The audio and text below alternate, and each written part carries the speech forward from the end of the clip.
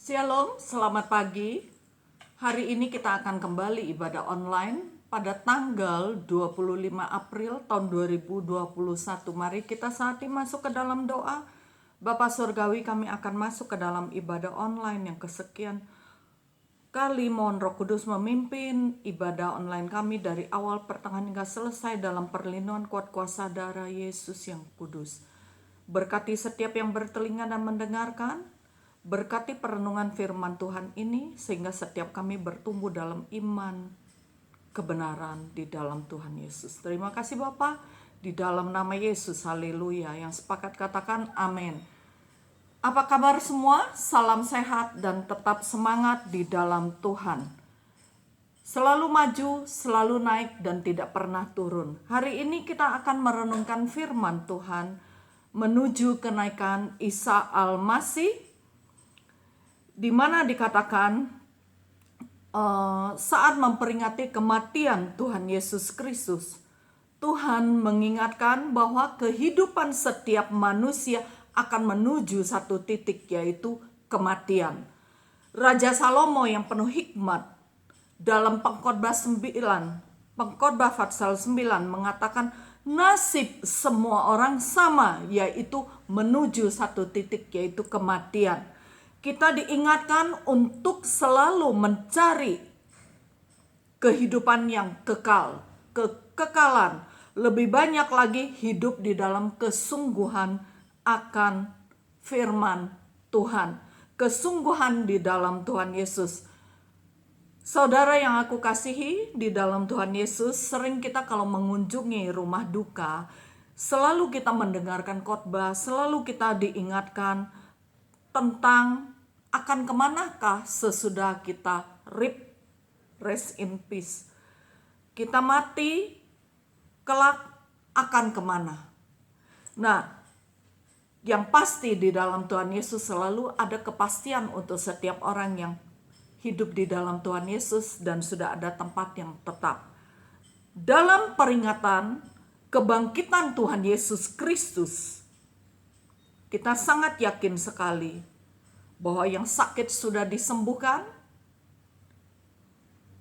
jalan yang buntu dibukakan, keluarga yang berantakan dan selalu konflik akan mengalami pemulihan, usaha pekerjaan makin diberkati, dan selalu ada solusi. Yang sedang studi akan diurapi dan diberkati luar biasa sekali. Dan dalam nama Yesus selalu penuh pengharapan. Jadi yang hidup dan mati di dalam Tuhan Yesus selalu pasti ada tempat tertuju yang tepat. Selalu ada penuh pengharapan dengan kuasa kebangkitan Tuhan Yesus. Maut sudah dipatahkan dan ada kebangkitan. Ada kuasa kebangkitan yang diinvestasikan dalam kehidupan setiap kita. Selama 40 hari setelah Kristus Yesus Tuhan bangkit dari kematiannya, Tuhan Yesus Kristus menampakkan diri kepada banyak orang. Angka 40 berbicara tentang angka yang lengkap. Katakan lengkap. Tuhan kita adalah Allah yang sungguh-sungguh penolong bagi kita, penyelamat bagi kita, selalu adalah solusi bagi setiap kita dan penuh pengharapan. Tidak pernah setengah-setengah pertolongannya, tidak pernah setengah-setengah jawaban doanya, selalu full, komplit, lengkap, sempurna pertolongannya. Manusia boleh bohong, manusia menolong boleh setengah-setengah, tapi di dalam Tuhan Yesus selalu pertolongannya tepat waktunya dan selalu sempurna. Nah, kalau kita perhatikan di dalam keempat Injil ditulis oleh 4 orang yang diurapi Tuhan, orang yang berbeda-beda, dan dari 4 penulis itu ternyata ada satu penulis yang menuliskan tentang kenaikan Tuhan Yesus ke surga, yaitu Lukas. Sedangkan Matius, Markus, dan Yohanes tidak menulis tentang kenaikan Tuhan Yesus Kristus. Ketiga yang tidak tulis itu adalah orang-orang Yahudi. Yang non-Yahudi hanya satu, yaitu Lukas, seorang dokter. Nah, Injil Lukas pasal 24 ayat 50 sampai 53 dituliskan demikian. Lalu Yesus membawa mereka keluar kota sampai dekat Betania. Di situ ia mengangkat tangannya dan memberkati mereka. Dan ketika ia sedang memberkati mereka, ia berpisah dari mereka dan terangkat ke sorga. Ada tempat tertuju. Ada satu kepastian, yaitu ke sorga. Mereka sujud menyembah kepadanya, lalu mereka pulang ke Yerusalem dengan sangat bersukacita. Mereka senantiasa berada di dalam bait Allah dan memuliakan Allah. Orang yang tahu kepastian hidupnya, kepastian kemana dia menuju, selalu bersukacita. Orang yang bermuram durja, yang selalu kecut mukanya, itu orang yang tidak tahu dia bakalan kemana. Tapi di dalam Tuhan Yesus selalu ada kepastian. Oleh karena itu, orang di dalam Tuhan Yesus selalu penuh sukacita. Amin. Yang setuju katakan amin.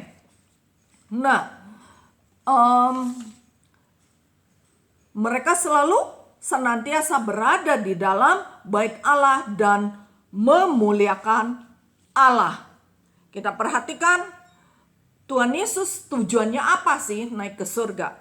Poin pertama adalah menyediakan tempat untuk pengikut Kristus. Katakan dengan tegas, menyediakan tempat untuk pengikut Kristus. Ayatnya di mana buktinya? Ibu Yohana, ada di Injil Yohanes pasal 14 ayat 2 sampai ayat 3. Saya akan bacakan, yang pegang Alkitab segera baca bersama. Ayat 2, di rumah Bapakku banyak tempat tinggal.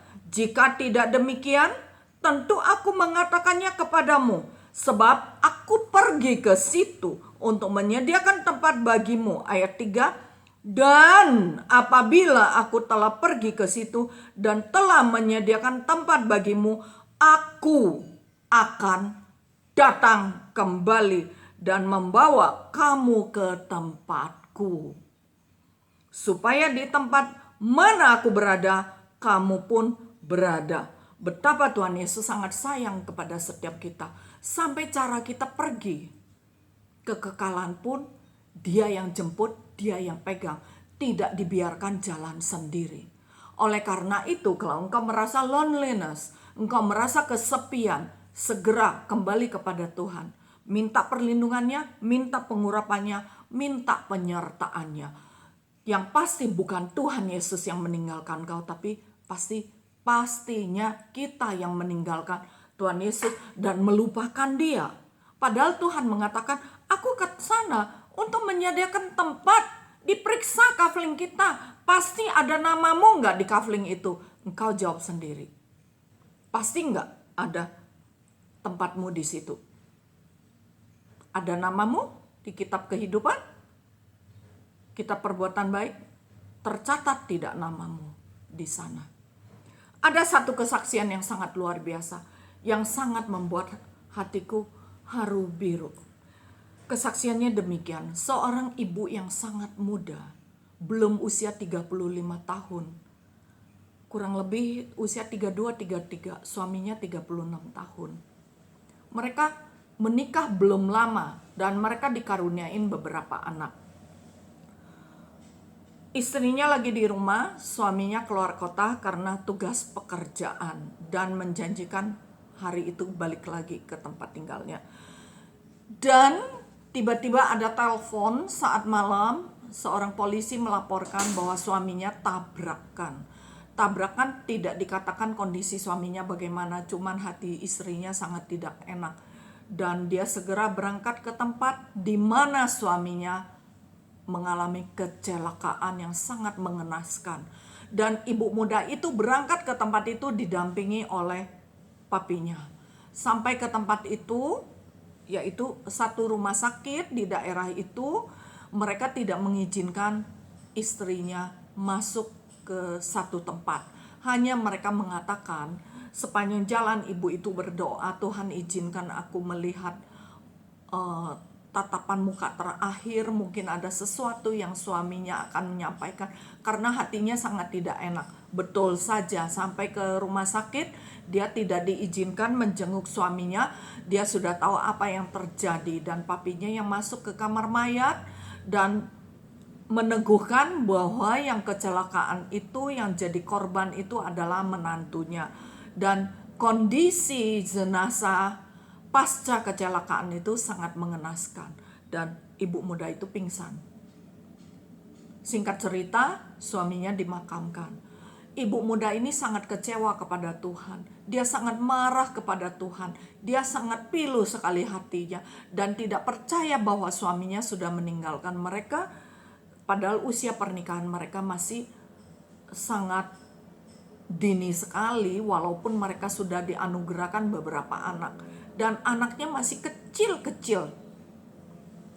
TK pun belum, dan ibu muda ini tidak bisa menerima. Berbulan-bulan dia terus menyalahkan Tuhan, dia mengurung diri, sampai sehari ada seorang hamba Tuhan mengunjungi dia dan mengatakan bahwa mereka begitu sungguh-sungguh hidup di dalam Tuhan.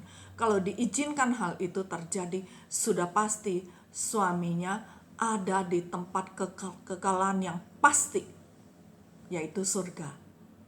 Dan diberi ayat ini, saat dia mendengar itu, dia berbalik kepada Tuhan dan mohon pengampunan. Dan dia lega bahwa tahu suaminya adalah di tempat yang tepat. Sesudah itu dia bangkit, dia meneruskan bisnis suaminya, dan dia membesarkan anak-anaknya tanpa menikah lagi. Saat ini anak-anaknya sudah bekerja, dan anak pertama dan kedua sudah lulus S2. Anak yang ketiga kalau nggak salah sedang kuliah. Sangat luar biasa sekali. Kita nggak tahu kapan kita dijemput Tuhan, kapan kita dipanggil, kapan absensi itu sampai. Yang pasti Anda dan saya harus tahu tempat tertuju engkau ada di mana. Ada kafling nggak di tempat itu? Namamu di sana. Katakan, aku yakin namaku ada di sana. Namaku ada di sana. Amin. Dan kita lanjut poin kedua. Tuhan Yesus akan datang segera.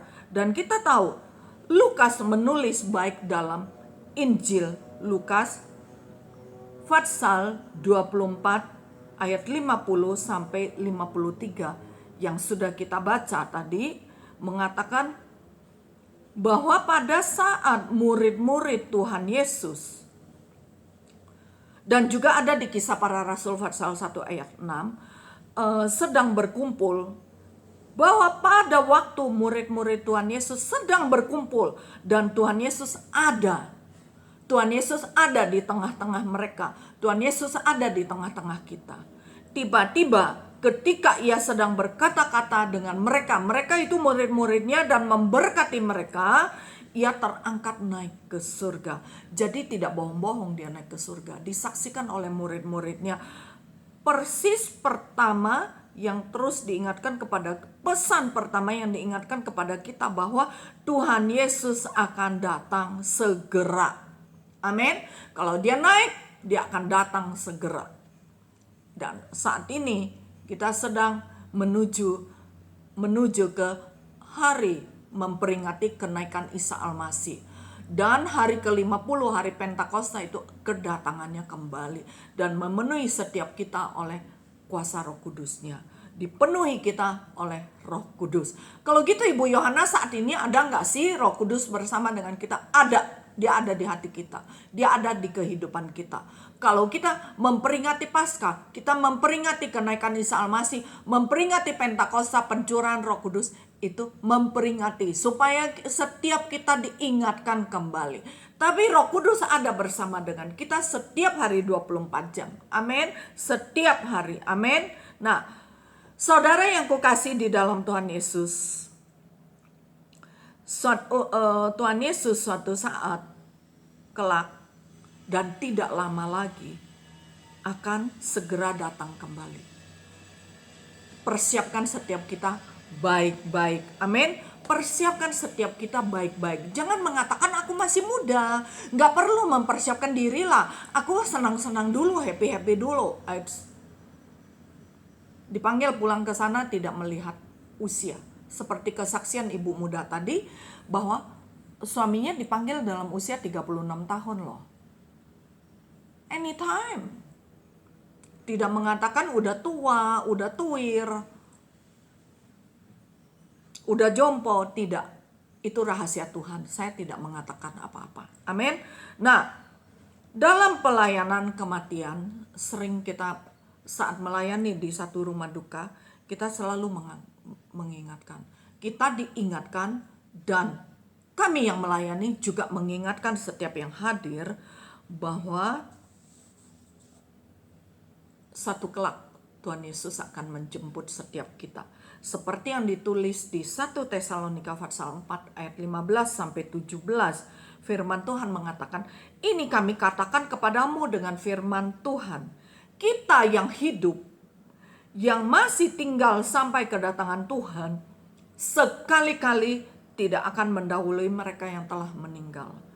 Sebab pada waktu tanda diberi, yaitu pada waktu penghulu malaikat berseru dan sangkakala Allah berbunyi, maka Tuhan sendiri akan turun dari surga, dan mereka yang mati dalam Kristus akan lebih dulu bangkit.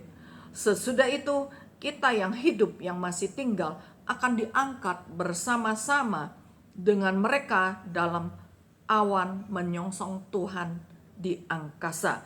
Demikianlah kita akan selama-lamanya bersama-sama dengan Tuhan. Ini mengatakan tentang rapture, pengangkatan saat Tuhan datang sekali kelak. Amin. Itu ada pengharapan di dalam Tuhan bahwa kita akan dibangkitkan. Kita akan dibangkitkan dan hidup selama-lamanya bersama dengan Tuhan Yesus. Itulah pengharapan di dalam Tuhan, bahwa kita tidak pernah berpisah dengan Tuhan Yesus. Selalu bersama-sama dengan Tuhan Yesus. Dan perhatikan baik, 1 Tesalonika 4 berbicara mengenai rapture.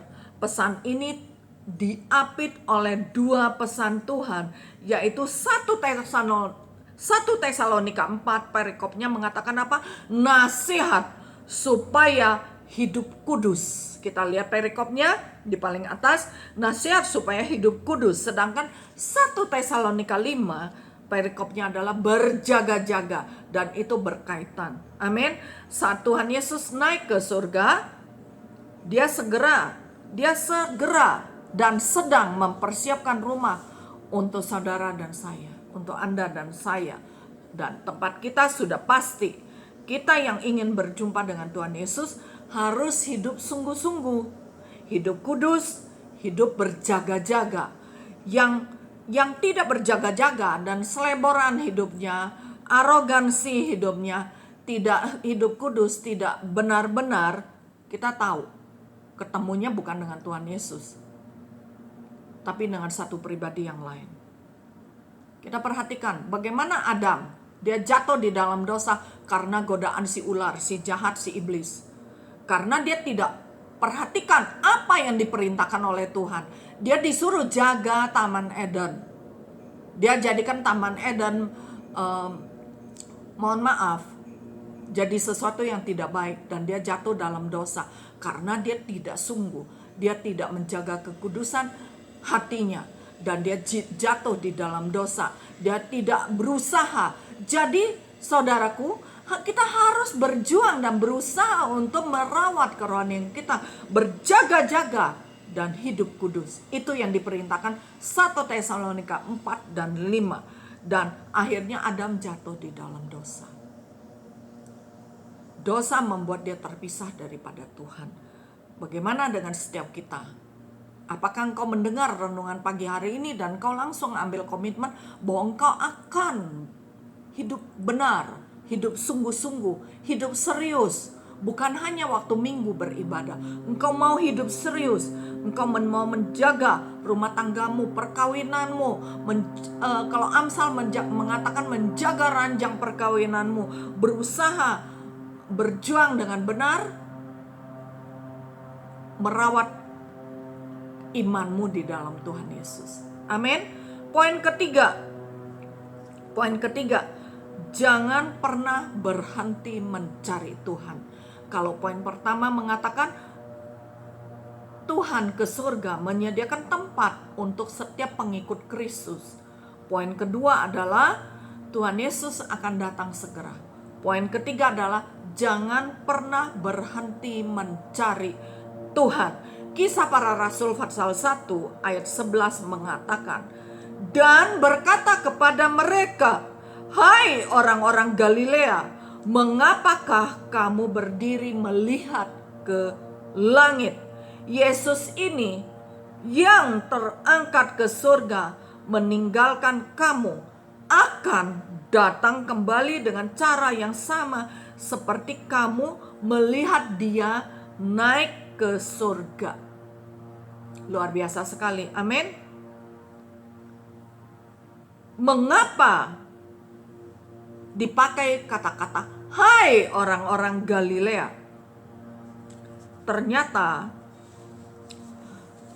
perkataan Galilea itu saat malaikat Tuhan secara khusus memanggil, menekankan orang-orang Galilea.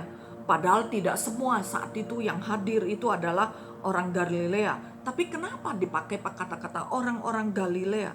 Hai orang-orang Galilea. Ternyata Galilea sendiri memiliki arti revolution of the wheel, roda yang terus berputar, yang tidak pernah berhenti. Malaikat Tuhan mengingatkan setiap kita bahwa kita adalah orang-orang Galilea.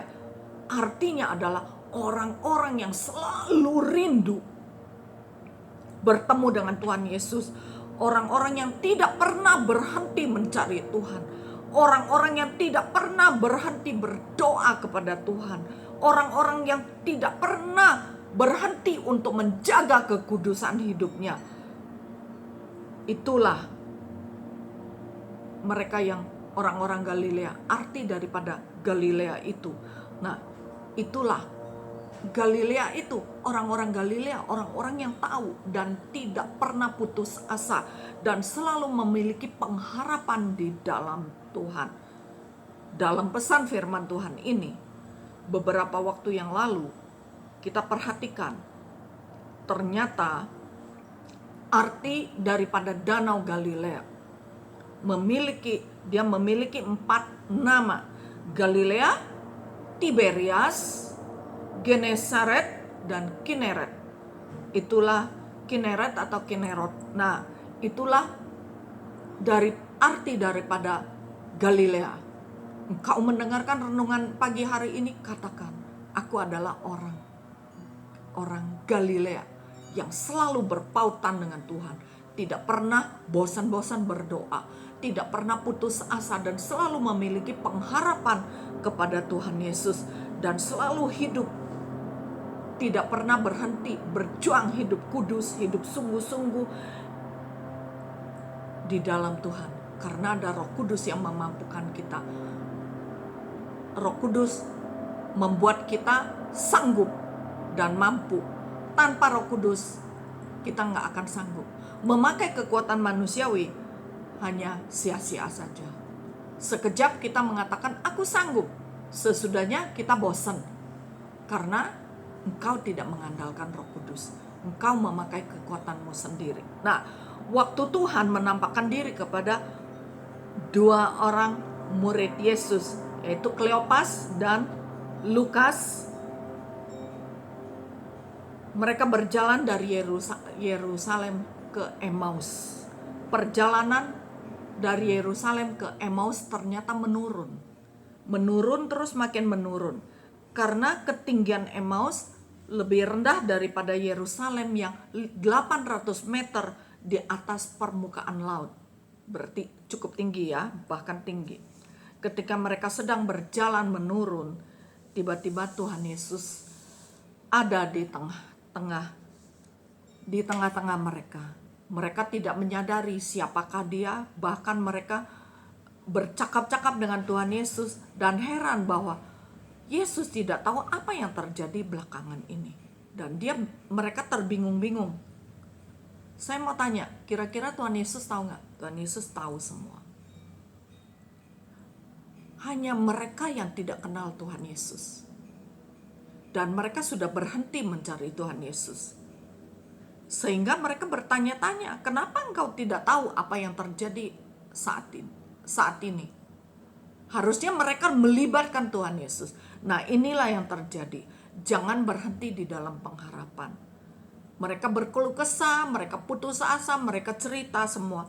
Dan Emmaus itulah yang bertolak belakang dengan Galilea. Arti daripada Emmaus yaitu keputusasaan. Sedangkan Galilea adalah pengharapan.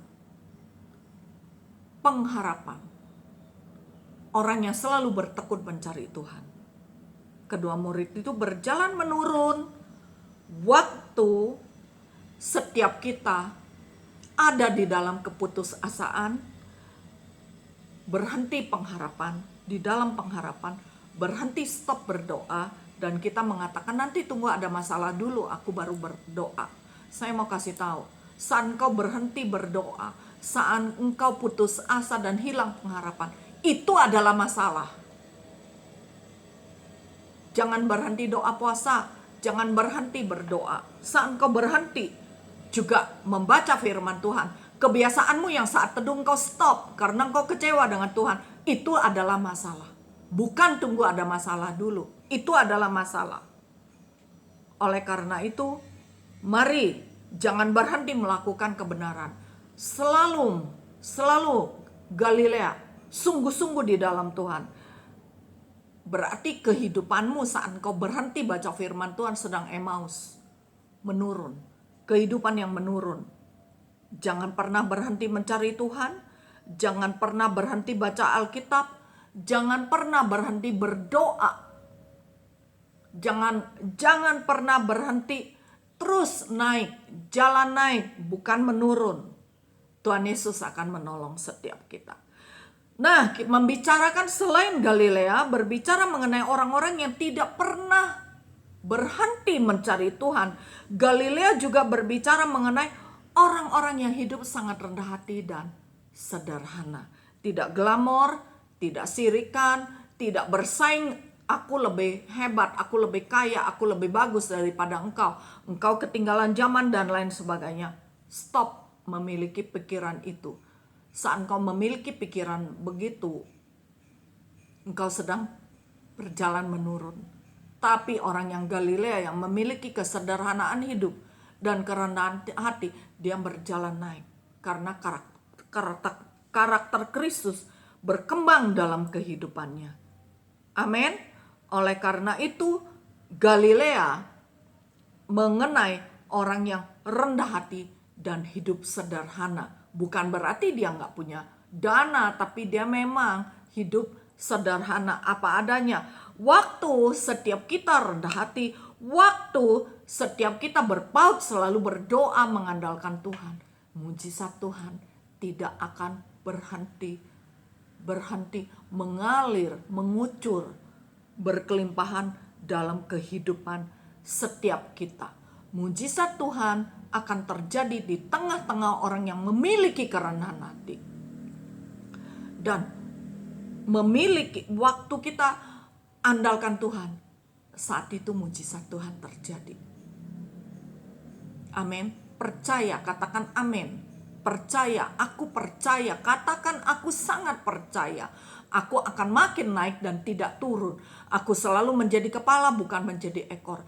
Berkat Allah berkelimpahan dalam hidupku. Aku selalu menikmati jawaban-jawaban doa daripada Tuhan. Tuhan selalu menolongku komplit, lengkap, sempurna, tepat waktunya, tidak pernah terlambat. Tapi saat engkau merasa engkau kuat, engkau hebat, engkau sombong, mengatakan berkecukupan kok. Jangan lupa, Itu semua daripada Tuhan.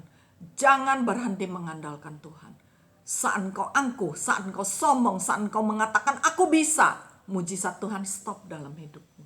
Andalkanlah Tuhan. Jangan berhenti berdoa. Selalu makin naik dan bukan turun.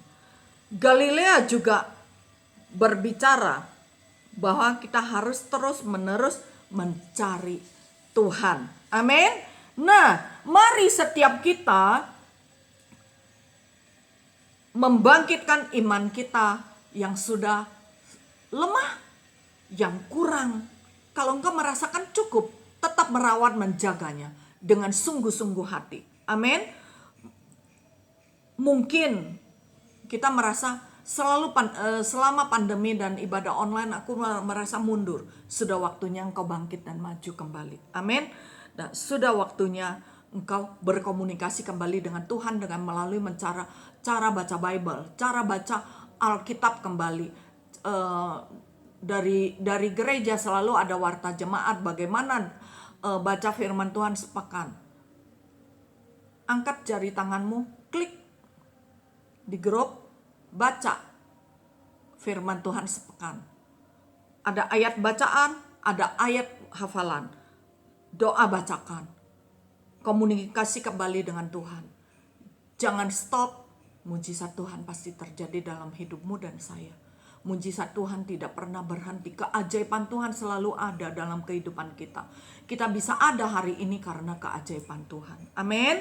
Nah, kuasa kebangkitan yang sudah dimanifestasikan dalam kehidupan kita diaktifkan, dihidupkan, dan hidup dalam kuasa kebangkitan Kristus. Karena Kristus, dia mati, hari ketiga dia bangkit. Hari ke-40 dia naik, hari ke-50 dia pencurahan Roh Kudus. Nantikan hari-hari Tuhan yang selalu indah setiap hari. Hidup bersama Kristus, hidup yang penuh pengharapan. Jauhkan diri, lepaskan diri dari keputusasaan. Yakin tempatmu sudah pasti ada di sana. Karena dia naik ke sana untuk menyediakan tempat bagi kita. Dan dia akan datang kembali. Bukan hanya saat rapture. Hari ke-50 pencurahan Roh Kudus. Kita memperingati untuk kita mengalami kepenuhan Roh Kudus, mengalami buah-buah roh, mengalami buah-buah pertobatan. Amin. Dan selalu rawat diri iman kita penuh dengan karakter Kristus. Shalom, sampai jumpa pekan yang akan datang. Kita sudah selesai. Mari angkat kedua tanganmu. Walaupun hambanya sudah selesai bicara, tapi Roh Kudus akan terus berbicara pada setiap kita. Dan Roh Kudus akan memeteraikan kesaksian dan khususnya ayat-ayat firman Tuhan dan renungan pagi hari ini. Angkat kedua tanganmu, terimalah berkat daripada Allah Bapa di surga dan cinta kasih daripada Kristus Yesus, Tuhan, Raja, Juru Selamat umat manusia, dan persekutuan yang intim dengan Roh Kudus menyertai setiap kita mulai saat ini sampai Kristus Yesus datang kedua kali. Terimalah semua dengan penuh ucapan syukur di dalam satu nama, Kristus Yesus Tuhan. Haleluya. Katakan amin. Tuhan Yesus memberkati. Selamat hari Minggu.